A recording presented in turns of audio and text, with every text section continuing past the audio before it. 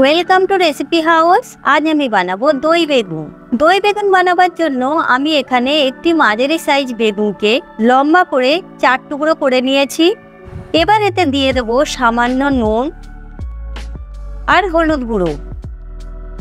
নুন আর হলুদটিকে বেগুনের গায়ে ভালো করে মাখিয়ে নেব। এরপর বেগুনগুলিকে 10 থেকে 15 মিনিট রেখে দেব।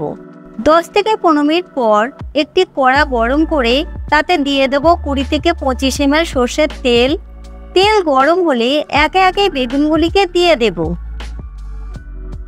মিডিয়াম ফ্লেমে বেগুনগুলিকে হালকা লাল করে ভেজে নেব। মিডিয়াম ফ্লেমে বেগুনগুলিকে হালকা লাল করে ভেজে নিতে হবে। বেগুনগুলির এক পিঠ ভাজা হলে উল্টে অপর পিঠটিকেও ভেজে নেব।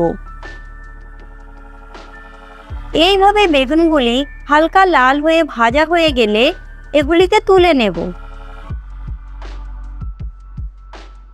এরপর বেগুন ভাজার গরম তেলে দিয়ে দেব হাফ চামচ কালো জিরে।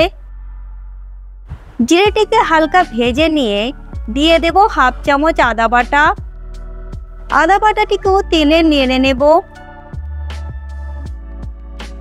এরপর এতে দিয়ে দেব হাফ চামচের একটু কম করে হলুদ গুঁড়ো, লঙ্কা গুঁড়ো, জিরে গুঁড়ো আর ধনে গুঁড়ো। গুঁড়ো মশলাগুলিতে সামান্য জল দিয়ে মশলাটিকে 1 থেকে 2 মিনিট কষে নেব। এরপর এতে দিয়ে দেব 4টে চিড়ে রাখা কাঁচা লঙ্কা আর পরিমাণ মতো নুন। নুন আর কাঁচা লঙ্কাটিকে মশলার সাথে নেড়ে মিশিয়ে নেব। এবার গ্যাসের ফ্লেম লো করে দিয়ে দেব 100 গ্রাম ফেটিয়ে রাখা টক দই। তারই সাথে দিয়ে দেব হাফ চামচ চিনি। চিনি আর টক দইটিকে নেড়ে মশলার সাথে মিশিয়ে নিতে হবে।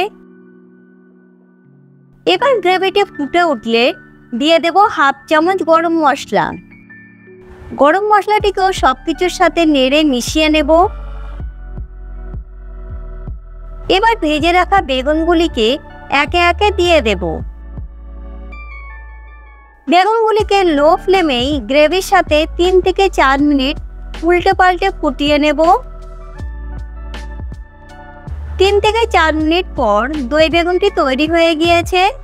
এবার এটি পরিবেশনের জন্য একদম রেডি। যদি আমার তৈরি রেসিপিটি আপনাদের ভালো লেগে থাকে তাহলে ভিডিওটিকে লাইক এবং শেয়ার করবেন।